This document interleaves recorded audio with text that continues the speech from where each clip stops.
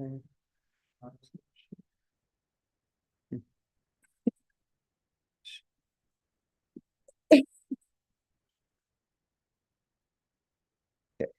are we doing? Looks like it's okay.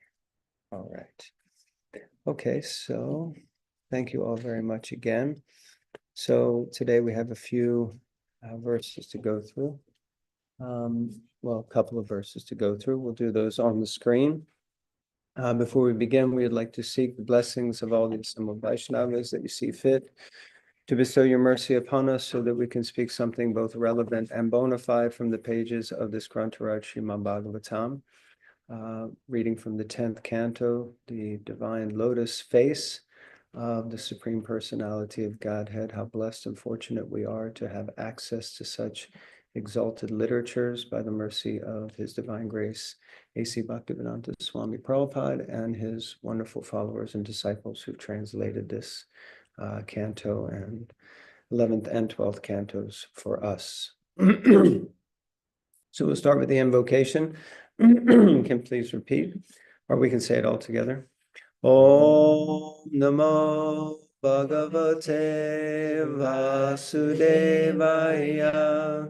Om Namo Bhagavate Vasudevaya. Om Namo Bhagavate Vasudevaya.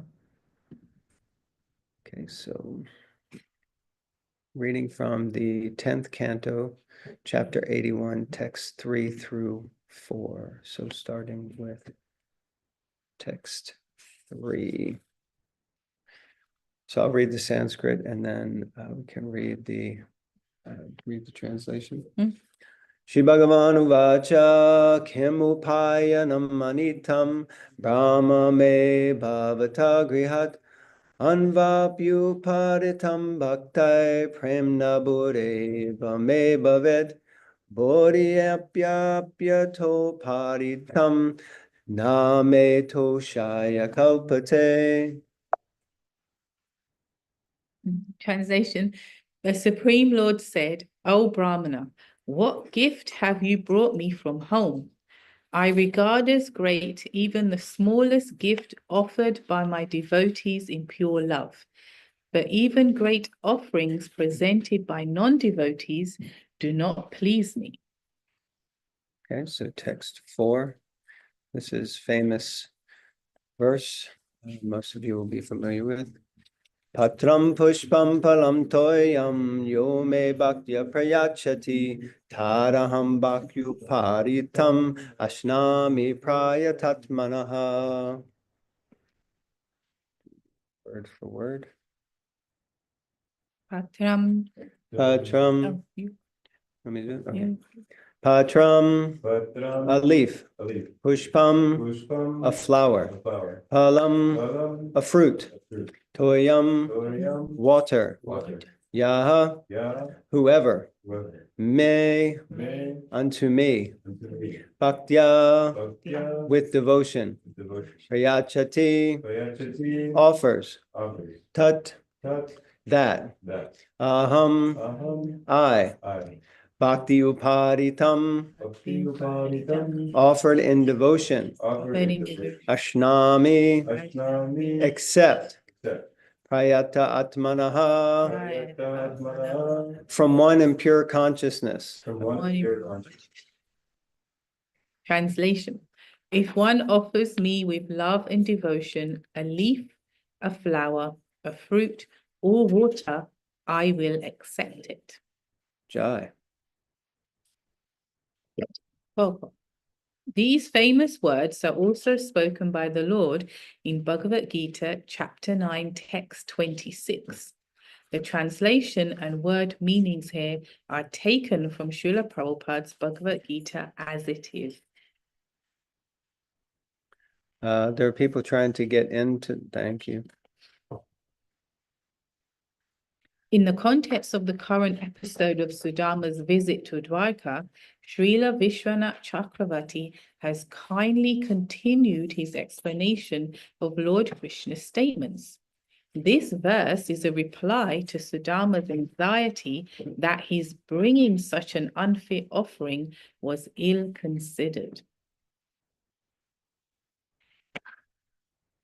The use of the words bhaktiya prayachati and bhakti uparitam may seem redundant, since they both mean offered with devotion.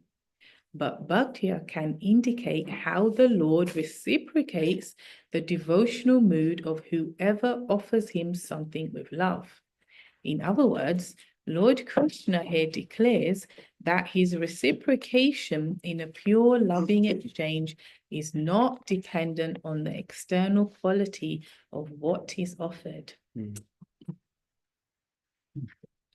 Krishna says, something may or may not be impressive and pleasing in its own right, but when my devotee offers it to me in devotion with the expectation that I will enjoy it, it gives me great pleasure.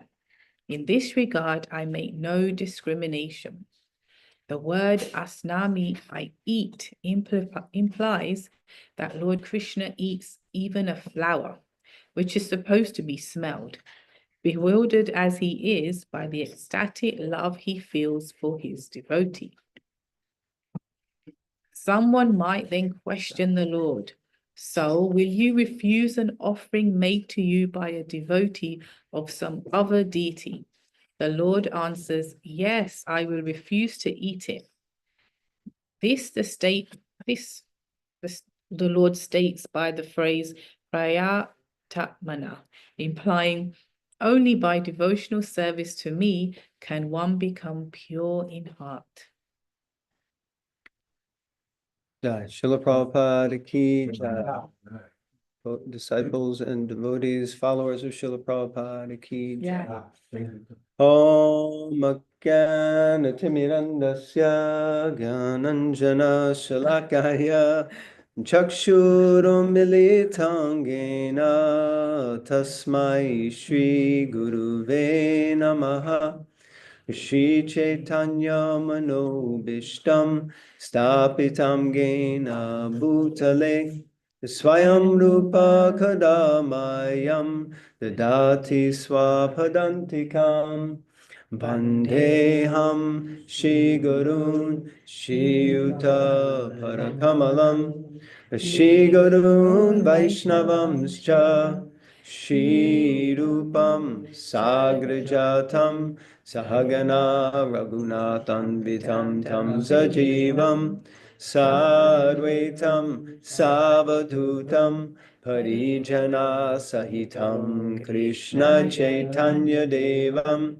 Shri Radha Krishna Padan Sahagana Lalita Shri Vishakan Vitamscha He Krishna Karuna Sindhu Dinabandhu Jagatpate Gopisha Gopika Kanta Radha Kanta Namostute Tapta Kanchana Gaurange Radhe Vrindavanishwari Vishabhanu Sute Devi Pranamami Hari Priye Vancha kalpatarubhyascha kripa sindhubhyeva cha patiranam pavanebhyo vaishnavebhyo namo namaha Shri Krishna Chaitanya Prabhu Nityananda Shri Advaita Gadadhara Shivasadi Gauda Bhakta Vrinda Hare Krishna, Krishna Krishna, Hare Hare, Hare Rama,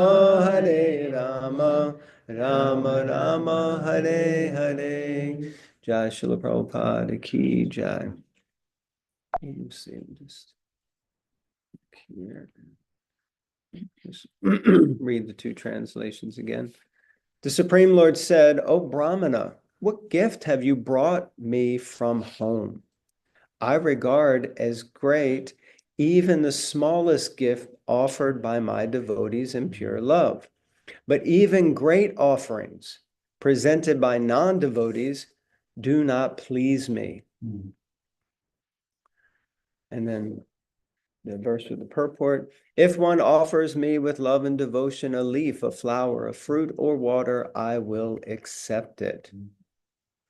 Okay, so you see here Krishna is speaking this famous verse from the Bhagavad Gita, which is quoted in so many different places and cited by different personalities, explaining how easy it is to, in one sense, please the Lord. You don't have to be a rich man or a rich woman or wealthy person to simply offer a leaf or a flower or a little fruit or even a little water, so like that. So, excuse me. So what is happening here in this part of this pastime in the 10th canto is that Krishna is encouraging. Krishna is always encouraging, but what is he encouraging here? He's encouraging Sudama Vipra to make an offering. At this stage, Sudama Vipra has not offered him anything except his association. At this point, Sudama Vipra has been welcomed, honored with the greatest intimacy, sat on the bed, feet washed, sandalwood paste, garlands, chamara, he's been offered the greatest respect by who? The Supreme Personality of Godhead, by Lord Krishna himself personally. And what is Krishna in turn trying to do? Somehow we keep raising our hand. Okay. What is Krishna trying to do? Krishna is now trying to encourage Sudama to make an offering to him. So this is the scene that the Lord is encouraging by saying how pleased he is by the simplest of offerings. And why is the Lord saying this? He knows Sudama is shy. He knows Sudama is shy. What else might he know? That he's carrying that. Yes, that the offering that he's brought is probably not very opulent. So like that. So he knows. So he's speaking before it happens, but he's encouraging him with these words of how much he appreciates any little thing that a devotee does. Any little thing that a devotee does. And he doesn't accept even the greatest offerings from someone who's not a devotee, like that. But what we see is that Sudama is hesitant. And this becomes more apparent in the next verses, because Sudama is he's embarrassed. He's embarrassed to make the offering that he's brought, even though Krishna is saying that I'm happy to accept whatever you give me if you give it to me with love. But Sudama is hesitant to make an offering. So I was just thinking, yeah, so you wanted to. No, I was just thinking that like we see that Krishna, he's so keen to take the offering, and whatever little thing it may be. And the irony is that in our association of our society or devotees, we can make each other feel bad about our offerings. The irony is it's Krishna doesn't. He doesn't judge it, but we can, oh, is that what you made? Or is that how you came dressed today to the temple? No, I wasn't looking at Dashrat specifically.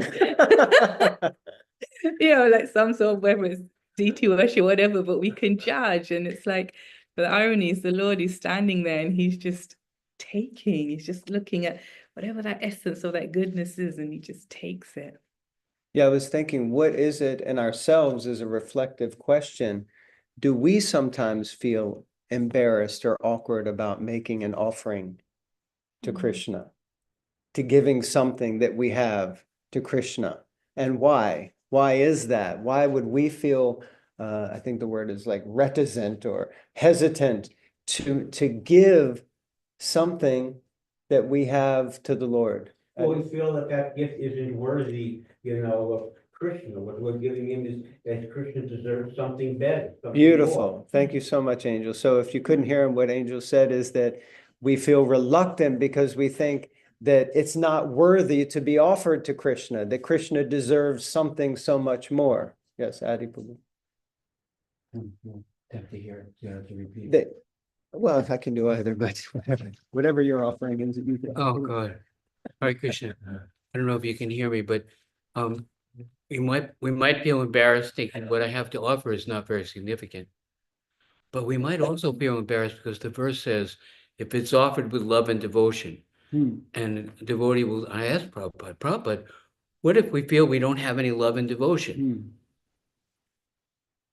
Even if it's a flower or fruit or water, when we're offering it, he said, we offer to our spiritual master because it's his instruction. And then the guru will offer it to Krishna. The guru has love and devotion. So it's not just that the offering might be significant, but what about the fact that if you offer it with love and devotion, you feel you have enough love and devotion, offer it to your guru. Without guru, we don't approach Krishna. We offer the articles to the guru and we offer it to Krishna. Right? Isn't that important one? Oh, of course, probably. Yes. Yeah, that was beautiful. So yeah, anyone else, any other thoughts? Bhima, you have your hand raised on, Yes, can you hear me okay? yes, sir. I'm repeatedly reminded, I don't know, I guess as someone who took writing in school and philosophy at the same time, you zoom out and you understand that there is nothing that you can give Krishna except yourself. And that usually means time, effort, and cooperation as to the will of Krishna, which is expressed through the Guru's mission, which quite simply is Prabhupada's mission, which is to simply spread the holy name. But that as it may, it's ourselves. We think of the thing that's in our hand, but you think about what Sudama Brahma why he really wanted to go see Krishna. He went to go see Krishna because he wanted to see Krishna. He wanted Krishna, so his offering was himself. And that's why the little bit of rice, chipped rice, was so pleasurable to Krishna, because everything in Krishna consciousness can be summed up in one thing: lobha, desire for Krishna and Krishna alone. And we should never think that any little item that we give has any influence whatsoever, unless, of course, we're giving ourselves along with it. Hare Krishna. Very nice. Thank you, Bhima Prabhu. Yeah, okay, some other people trying to get in.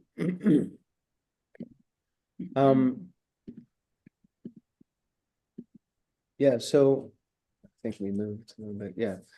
So one of the thoughts that came up is, we also have to be, very good points, by the way. Thank you, everyone. And we also have to be real about what we're offering.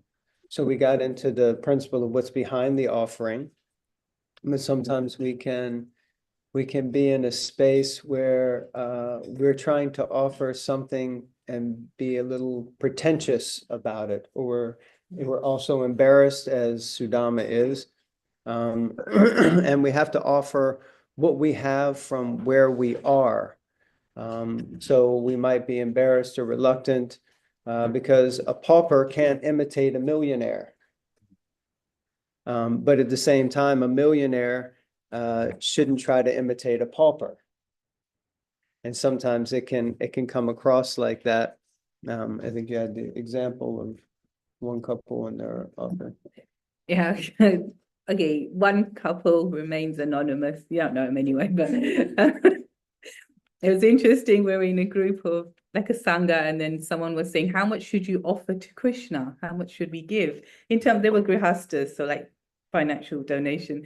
Someone said, well, until it hurts, until you feel the pinch.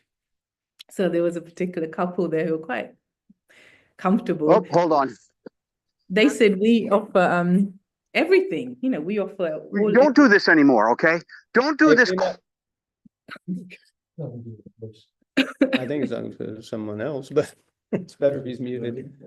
Anyway, go ahead. But so the couple was saying that, no, we offer everything. And we're like, wow, how? And they say every month when we get our bank statements, they show it to Jai Nitai, and they say, well, this is yours. This is, they don't actually physically Give anything. but this is yours. So someone was just saying in the group, you got to be careful, because if Jai Nitai decide to just take all that, you're going to feel the pinch.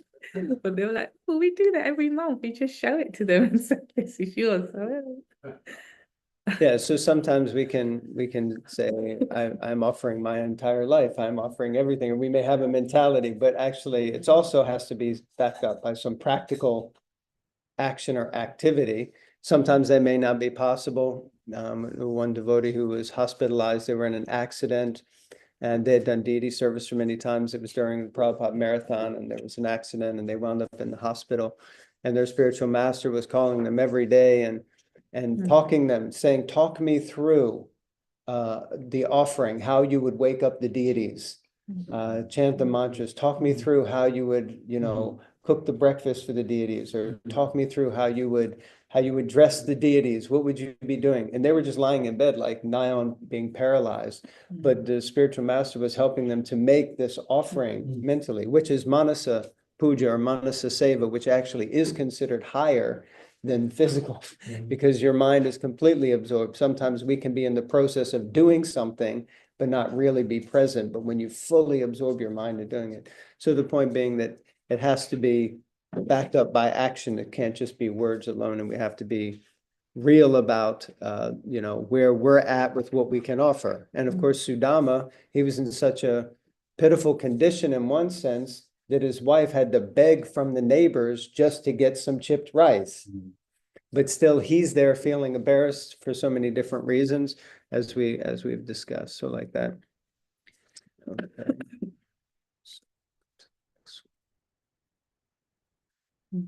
But ultimately, Krishna is easily pleased. Krishna is easily pleased. And the verse that we read, which was from the Bhagavad Gita, where Krishna says he accepts some water, a leaf, fruit. So this verse is very interesting, because now whenever I see this verse, it has a different connotation or something associated with it. I think it was about 20 years ago. I want to say 20 years ago. At least. In London, where we were serving at the temple, ISKCON London, our spiritual master came, and we were upstairs. You could say the equivalent of the yoga. We sat downstairs. Downstairs. And everyone was there, packed, as you can imagine. And as often happens with my gurus in town, sometimes anyway, people were sharing, oh, this is happening, oh, this is happening, and that. And I was unusually near the front. I'm not normally near the front when my guru is there, but and so one man in particular, he was mature elder man. He was really sharing that my wife doesn't really appreciate this Krishna consciousness, doesn't want me to do this. And he had grown kids as well. And in front of everyone, he was really pouring his heart. And then someone else said something this, and then it was like quiet. And it was like, and I can't imagine what it's like when the gurus come into town and everyone just like, Pours their heart out. And then he looked at me and I was like, and then he'd come for morning class. So we often would, who's going to make this, who's going to make that. So I was told to make fruit salad. I actually asked Maharaj the night before, I said, what would you like? He said, fruit salad. I said, that's easy, okay. So I made fruit salad. So when the room went quiet and the man was crying and he looked at me, I said, Maharaj, did you like your fruit salad? Did you like the fruit salad? And he looked, and everyone was like, what the hell did she just say? It's like, and then Mara just, as he does, very dramatic, he's quiet, and then he went, yes. And then he quoted this verse, and he said, the fruit that Krishna is speaking about in this verse is your fruit salad. And then he didn't finish there. Then he turned to the devotee that was revealing his heart and didn't get a response from Maharaj, because Maharaj heard it all, but he didn't actually say anything. he said, he looked at the man who was still trying to compose himself. And then he looked at me, and he looked at the man again, and he said, you need to eat some of her fruit salad. I was like, oh my God. And then there was another lady on the other side. He said, you should, you know how you put, you should eat some of the fruit salad. And then that was it. And then we all got up as Maharaj had to leave. And everyone follows him, like here, all the way down the stairs. And we got to, say, the reception area, and one of the devotees was sitting there, not looking so, I don't know why, again, not looking so happy. And he said, how are you, this? And then he turned, and I wasn't literally behind him, but a few people behind him. He turned around and he said, you need to eat some of her fruit salad. And all the way as he was going to his car, and when he left, a few devotees were like, where is this fruit salad? What you put in it? I was like, oh my God. And it's interesting because I always feel when I see this verse, it reminds me of, but over the years I've realized he's actually making fun of me. Actually, it's actually pulling me up. But over the years I realized, but in his own way, as Maharaj does. But so that verse for me always brings that, okay. And I just thought, just as we're saying here, Krishna's easily pleased, I thought, at least it was easy, just, make your guru just chuckle, and just like, even if it was at my expense, I thought, how easy is it to do that? If you just create that position. So that for me, the verse always is quite special. So yeah, so Krishna is very easily pleased, and we can see that, yeah, from the verse Patram Pushpam Phalam Toyam, I remember hearing one senior devotee, we were discussing, and he said that,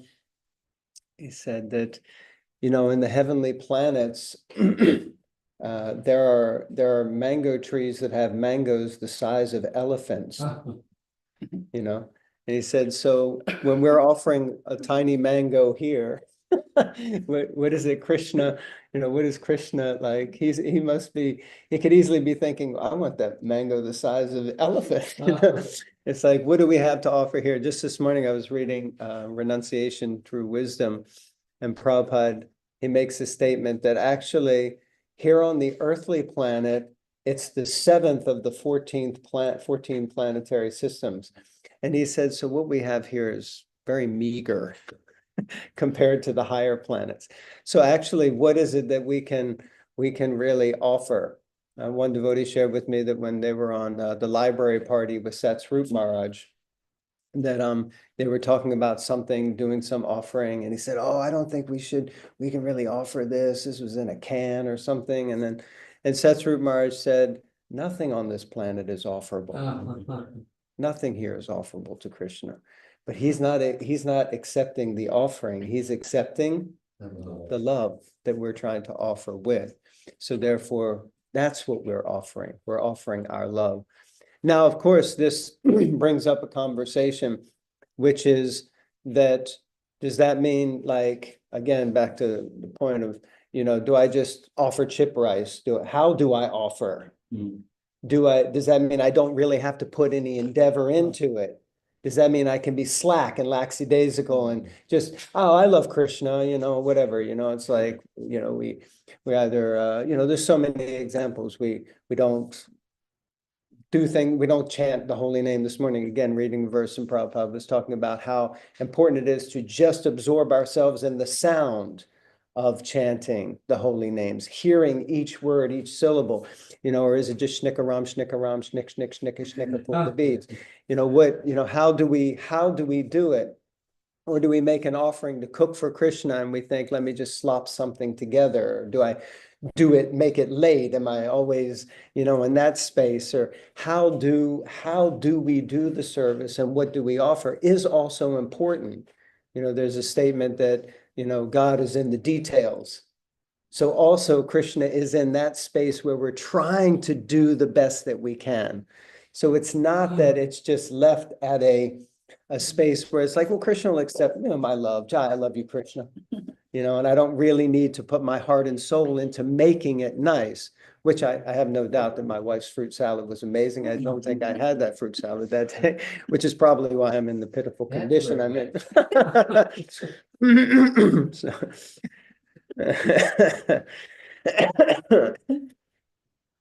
So Yeah, ultimately bhakti is meant to touch the heart.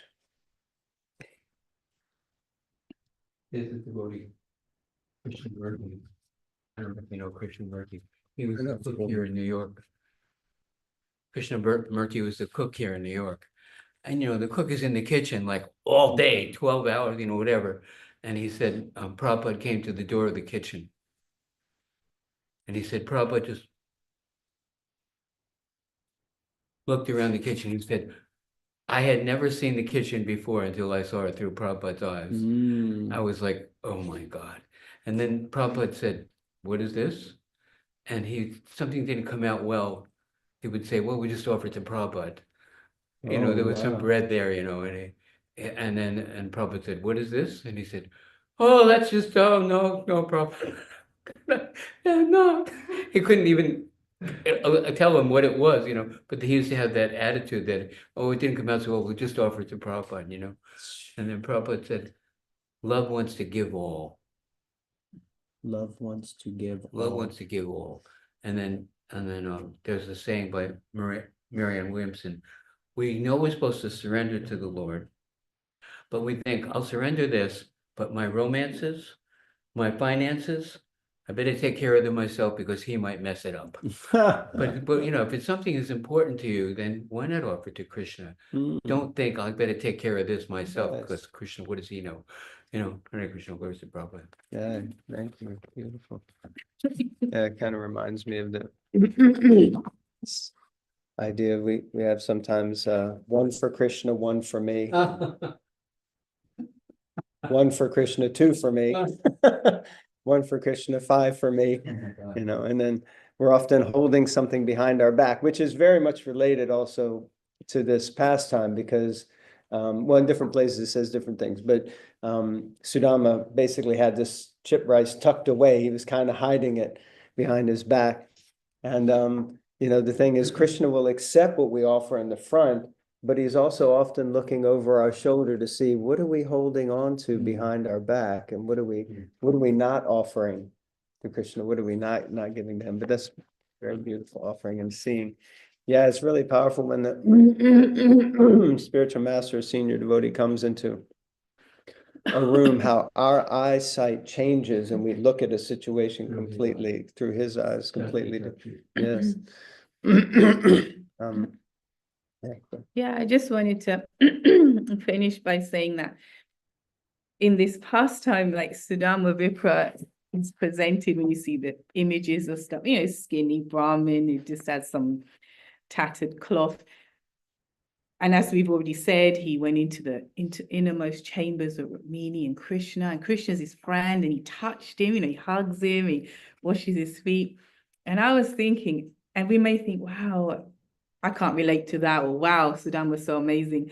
But actually, if you think about it, this is what Srila Prabhupada did by coming here, because he made us all Sudama Vipras, He made us all of us all raggedy, whatever, literally or otherwise. He's given us the qualification or the devotion to enter exactly into this pastime, like now, literally, we have someone dressing Radhamolida, someone dressing little ones, if someone's cooking for them, we're in this association where we're just going to see them, we read about them, we hear about them.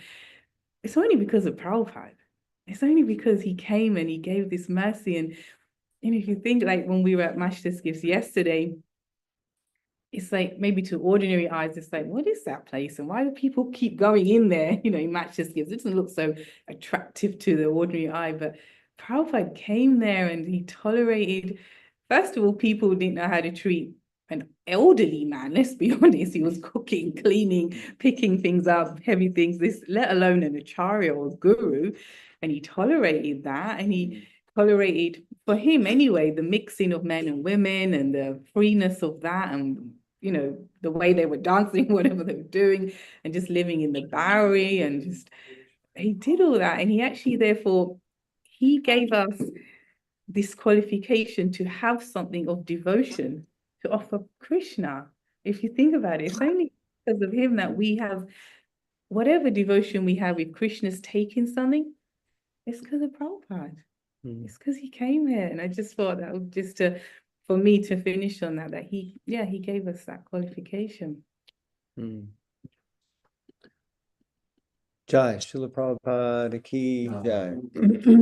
So we can maybe conclude here if anyone has any comments or questions, reflections. Somebody's speaking. I think someone is. Let me see if I can put that on the screen quickly.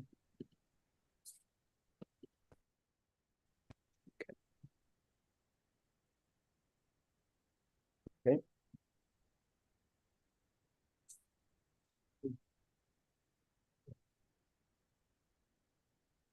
Very interesting aspect of Krishna consciousness. Of course, like Mataji was saying, Prabhupada came here, and then we had someone who we were offering it to. Hmm. And then, in the absence of our Diksha Guru, there is the temple president, our elder god brothers, somebody who were serving, assisting in their service. And to actually say, I'm serving the servant of Srila Prabhupada, and this person is the person who I'm inquiring from. This is the person who I go to when I have a doubt. This is the person who is inspiring me, who is caring for me, who is worthy of my trust and obedience. And it may not be my Diksha Guru, but the temple president, whoever he is, if we regard that person as our access to the civic session and try to please a person, not to do some service, but actually, how can I serve you? Does this please you? Don't this you'd like to improve or change or adjust this, and we're serving a person. It's not just service, just like they have Thanksgiving, but who are we thanking?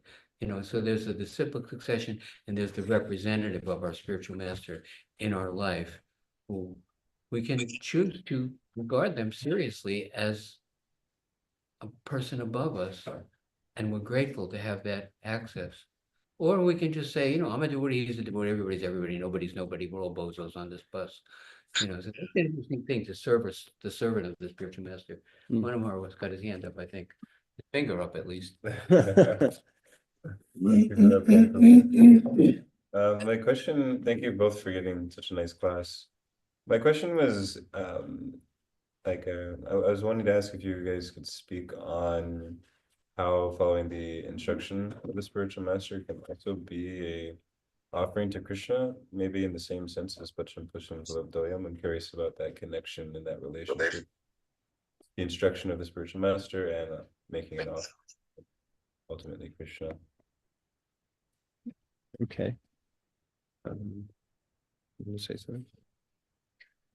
So, I mean, in one sense, I think probably Adipurush has already discussed it quite a bit, but just in general, yeah, our offering is not usually given directly to Krishna. We can't approach Krishna. We approach through a via medium, and that via medium, not theoretically, that via medium initially is the spiritual master who is an external manifestation of the Chaitya Guru, the, Paramatmas. So, like that, but then there are also other personalities in our life who may also fit into that category, or we should try to see also in that category, whoever that might be.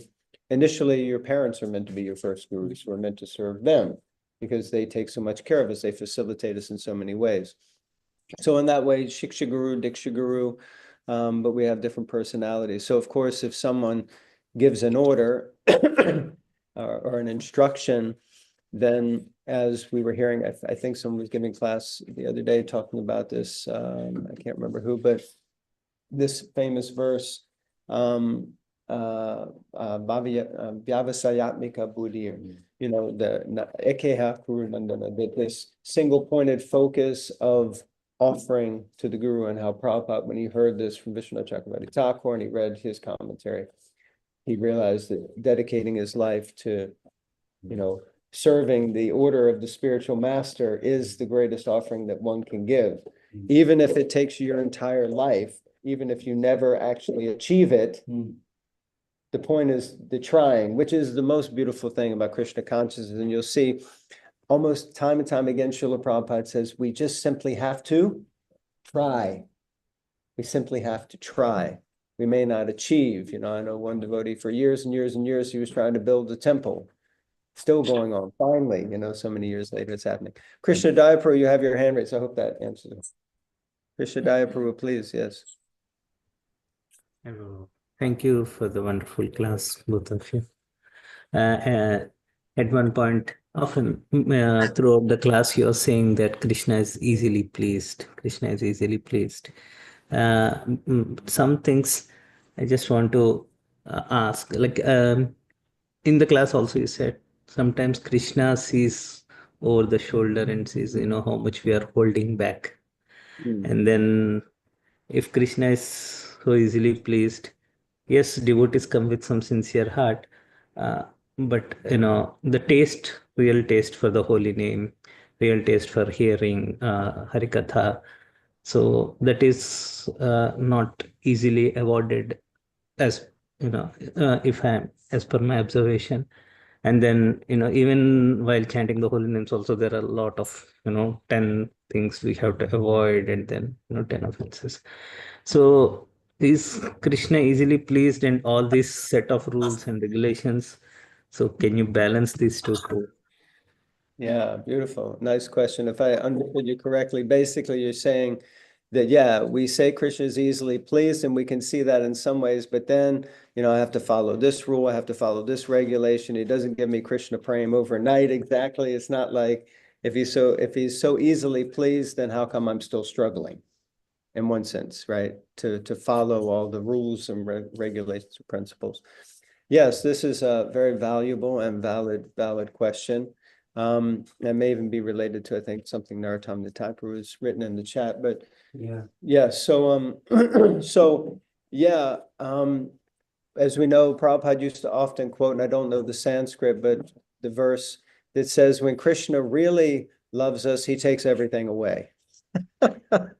So, from a material, physical perspective, that can be devastating. And we may see like, well, I thought I was doing stuff to try to please Krishna. Why has he punished me? But as we know from the famous verse from the 10th canto, Lord Brahma's prayers, I can't remember the first line, but anyway, where Lord Brahma is. Tatenu Kampam. Yeah, Tatenu Kampam Susamikshimano. That that Krishna is like a loving father that sometimes gives the curative medicine that we require in order to become freed from things that we're holding on to. So with the rules and regulations and all these things that we're struggling with, the goal, as we know, is not the rules. We're not the International Society for Rules and Regulation Consciousness. But the rules and regulations are there meant to help us always remember Krishna and never forget him.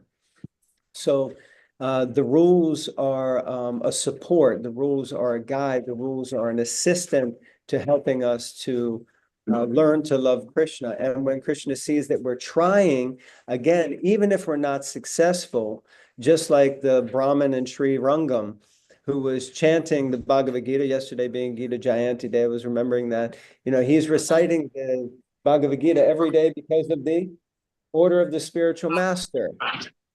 People were laughing at him and, just making like a mockery of the whole thing. And annoying. So he's making a mockery of the whole thing, but okay, I think that's the sign. So he's making a mockery, but he continued to do it. And Lord Chaitanya came and embraced him and said, it didn't really matter that you chanted any of those mantras correctly, because you've understood the import of the Bhagavad Gita, because you understood the relationship. Conch is blowing. See you later.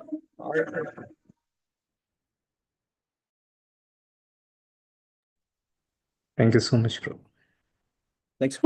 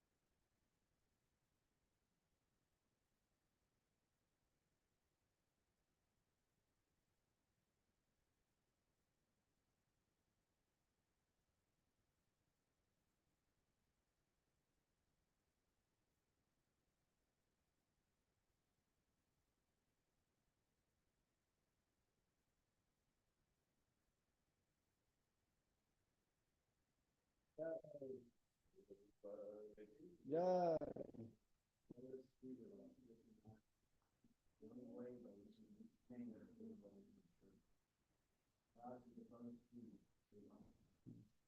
By His grace, one can cross the ocean of material suffering and obtain the mercy of Krishna.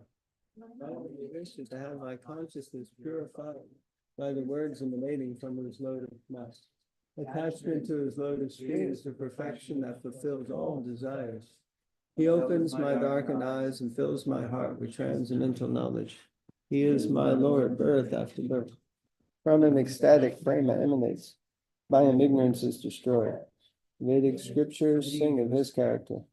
Our spiritual master is the ocean of mercy, friend of the poor and the Lord and master of the devotees. O Master, be merciful unto us. Give us the shade of your lotus feet. May your fame be spread all over the three worlds. We take shelter at your lotus feet. Jai. Thank you, Jai Nitai Prabhu. Thank you, Bhava Bhakti. Thank you, Vasudev Prabhu. Wonderful darshan. Thank you, Prabhus. Arjuna Prabhu ki jai. Hare Krishna. Nice seeing everybody. Okay, Hare Krishna. All right, welcome to the Afterglow. So nice to see you all. Wonderful class.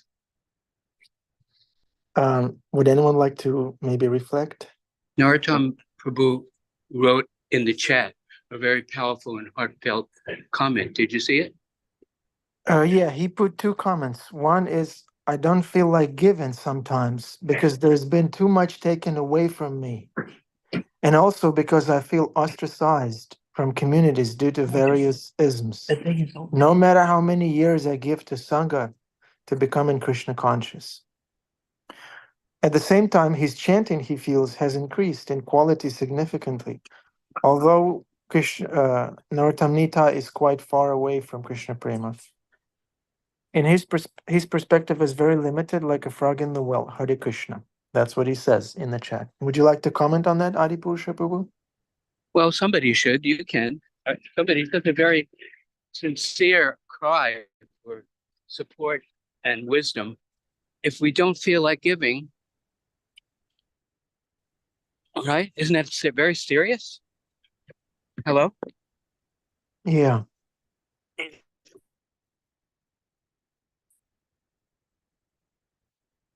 Yeah, if you truly want to give, no one can stop you, right?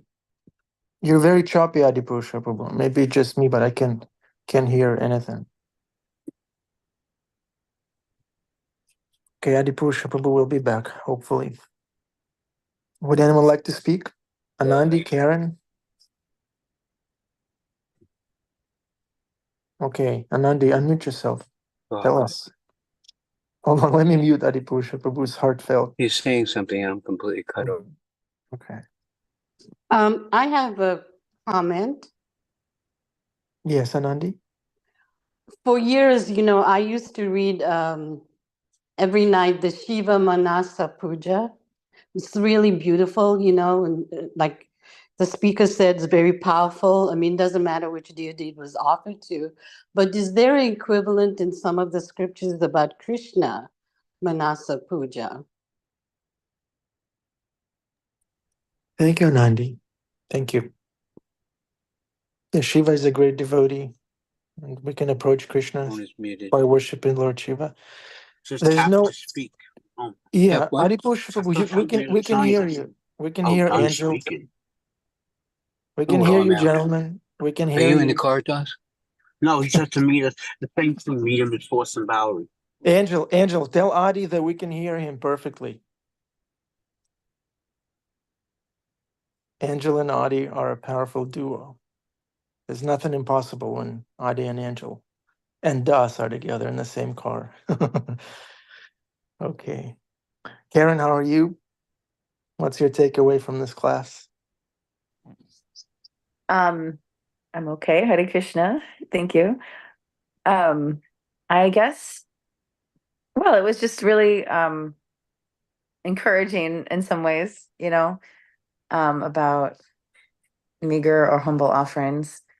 Or maybe it's the opposite of discouraging when you're kind of like, I'm not really able to do enough right now. I'm not really able to give enough of myself or whatever. But then also the comment after about how you have to do all these things to sort of like inspire or motivate to actually redirect priorities and consciousness and just I guess values or ideas of what's actually important or what's just kind of an illusion of importance. Yes, Karen. Yeah. One baby step at a time. There you go. No rush. No pressure. But there has to be urgency and lolium. It's called lolium when you're very eager to attain Krishna consciousness. So a little bit of lolium, a little bit of baby steps, and it all fall into place over time. Adipusha Prabhu, are you prepared to speak? You have to hire Angel and pay him for being your secretary. I'm muting and muting you. Hare Krishna? Hare Krishna. Yeah, I don't know what happened there.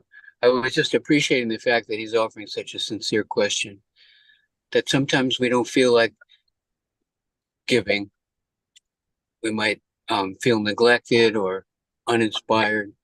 And, that's like being in the intensive care unit in the hospital, That's life support stuff like oxygen or artificial heart pump or something. So, yeah, we are in a disease condition, and the Bhagavatam class is our medicine. And it says, when we understand how wonderful is Krishna, then we want to serve. And we don't just, they made this point, wonderful point. We're not surrendering to a list of rules. We're not surrendering to an institution. We're not surrendering to a building. We're surrendering to a person. And Krishna says, if you want that quality of association of somebody who's worthy of your trust and obedience, then Krishna will give it. So we can ask, Krishna, please, I am drowning in my own mind. I need help. And Krishna will send it to us. I believe that. I'm like that many times a day. So we look to the spiritual master, and he will send his representative. It's a fact. And that person will care for us and nourish us and encourage us and guide us to go forward solidly. And which, because this is a long journey, this is not a sprint. Anyway, I'm sure I sort of turned it over to you. I'm sure you said something. I couldn't hear it because we got muted and the phone wasn't working. But thank you. I want to thank him for his very sincere question, and certainly Christian will help him.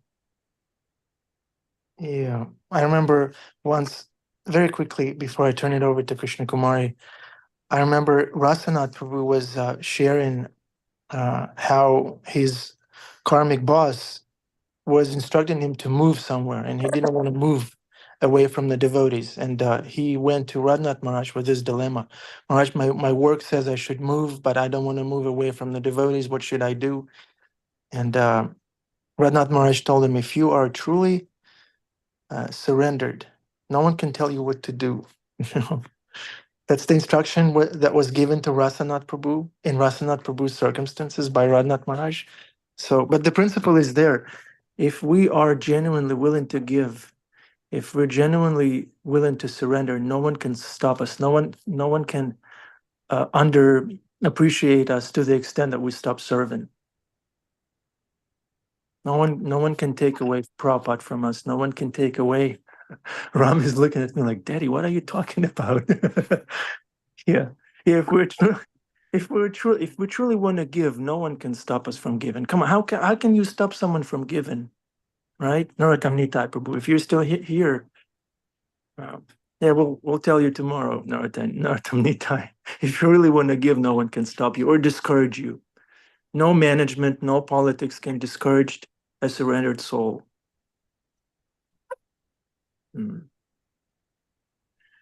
Okay, Karen Krishna Kumari, whoever unmutes first speaks first. Hare Yeah. Krishna. Thank you. Yes. I just wanted to just something Adi had just said about when you're going into like a dark place or whatever, you don't know how to proceed, and you kind of pray to Krishna and he responds. I was just reflecting on how Isaiah, not now. How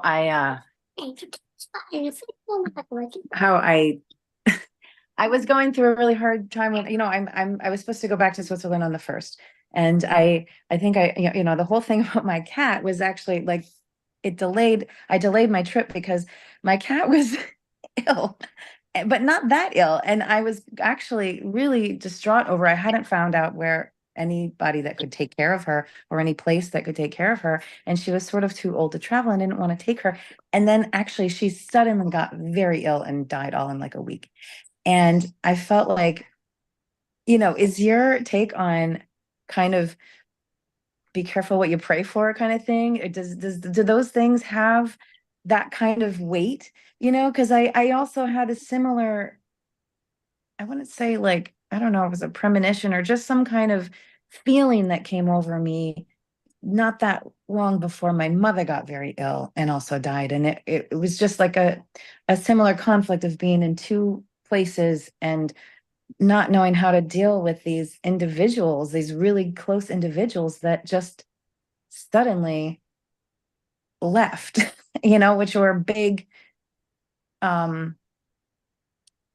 things that make I don't know, make divisions in like life trajectories difficult. I don't know if that makes any sense, but it just was a little uncanny. Not that I wanted either of them to leave the planet, but that there was just a real cry for help and how to deal with this situation. And then suddenly that situation in a way is gone in a very big way. And, I don't know. I don't know if you're following what I'm saying. I don't know if I'm being that articulate, and I don't want to say too clearly because I'm here, but it's been a thing for the last couple of years with me and with Krishna consciousness and my spiritual journey and my loss and everything. So thank you. Hare Krishna. Thank you, Karen, for being so vulnerable, so sincere. Thank you very much. We feel good about your cat. Can you show us the did she come back from the in a little vase? Can we see it? Did you write Krishna's name on it? What do we do? Hmm? There it is. Okay, Hare Krishna. What was the cat's name?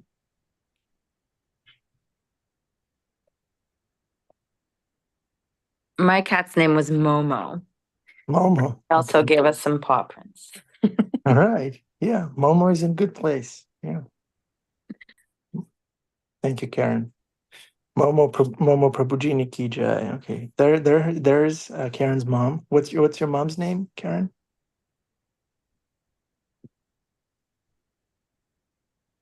Anna. Anna. Okay, Anna ki jai. We feel good about Anna too. Karen is a devotee. That's all that matters.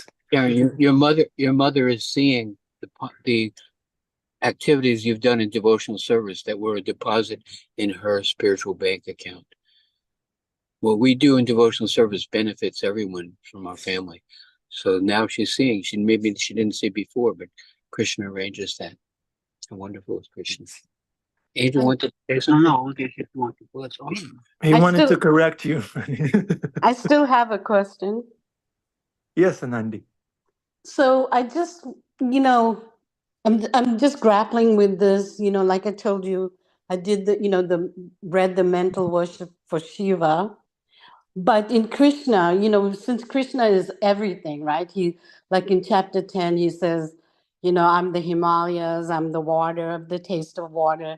He's practically like the universe. So how do you offer mental worship to Krishna, who is everything?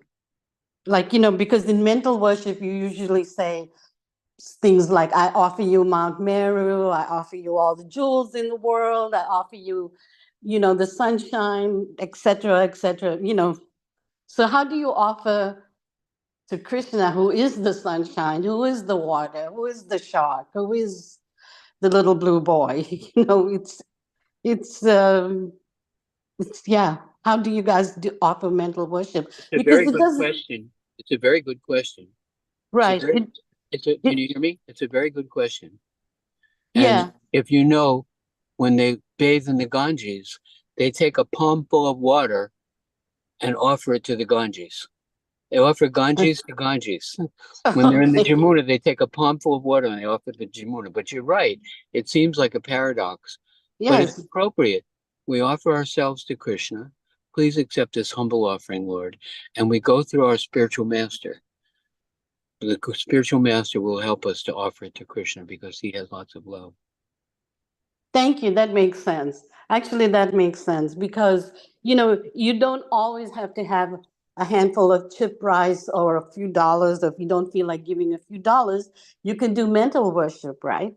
And I think I'm going to follow this is I'm going to start doing that because, every day to Krishna, offering Krishna to Krishna, because he's everything. And I really love is it chapter 10 of the Bhagavad Gita, where he describes his opulences? So offer him all his opulences, which are amazing. Excuse me. And I guess you could offer, water, like they said, water, leaf, flower, but mentally, I find mental worship to be very effective. Good to say, Lord, how can I serve you? Okay. Good to ask the spiritual master, how can I serve you? Yes. Maybe that's what my problem is. I don't have a spiritual master. But if you want a spiritual master, Krishna will give you a spiritual master. Yeah, he's been very good to me recently. To all of us, yeah. Yes.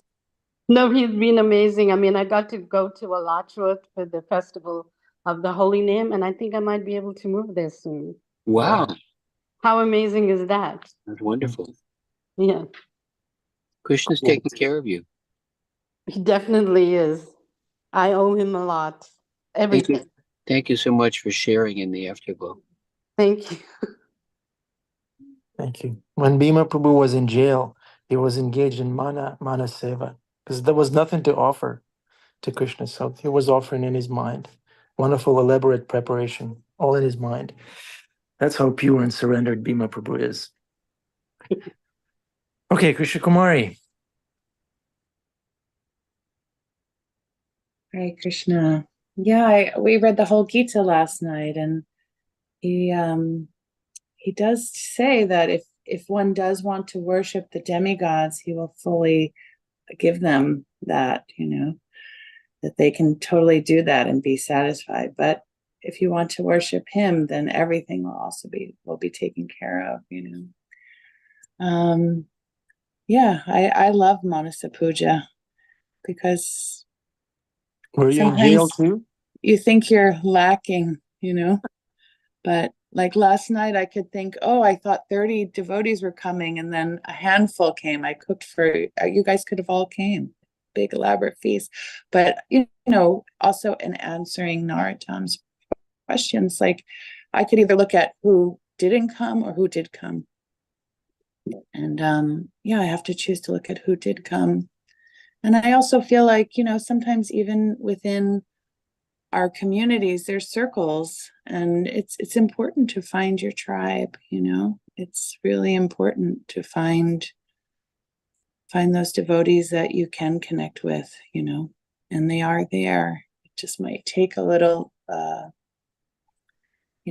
initiative of your own to really get connected. But it's important that we all have devotees to reveal our minds to. Yeah.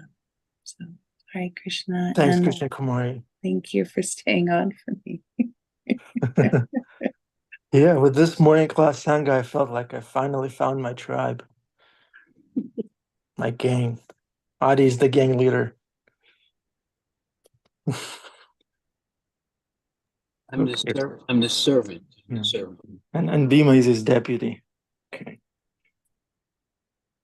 Okay, we'll take one last reflection from somebody who's keeping their camera off. We need someone introverted has to speak.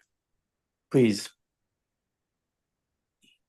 Anupam says Adi is the Dawn. Yeah. Okay, Neha, how about Neha? Neha, please share. One takeaway from Neha. Let's see.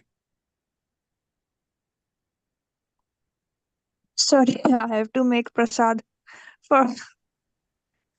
I'm Good. busy right now. Good. Neha, this is sufficient. This is perfect. Neha is engaged in service. She's going to offer something wonderful to Krishna. That's it. Thank you. Perfect. Perfect.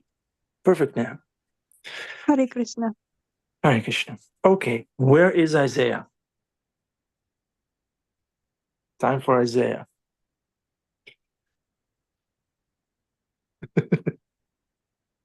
Unmute, please.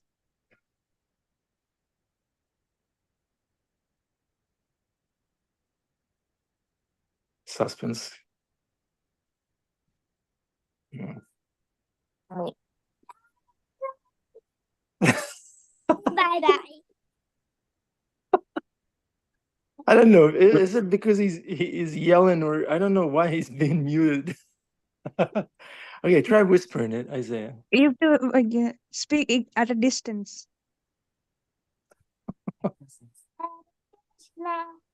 Thank you, Isaiah. Thank you. Perfect. Bye-bye. Thank you. Bye, Annabelle. Bye, Karen. Bye, everyone. Hare Krishna. So Adi is the Dawn, Bhima is consigliere. I don't know. I'm not an expert on that. Okay, Hare Krishna. Bhima is a class clown. What's that? Who's Bhima? He's a class clown. Class clown. Yeah, that's right. That's right. Charlie Brown. See, he's not here. He can't defend himself, so we can make fun of him all we want. Because he's not here. Okay, Hare Krishna.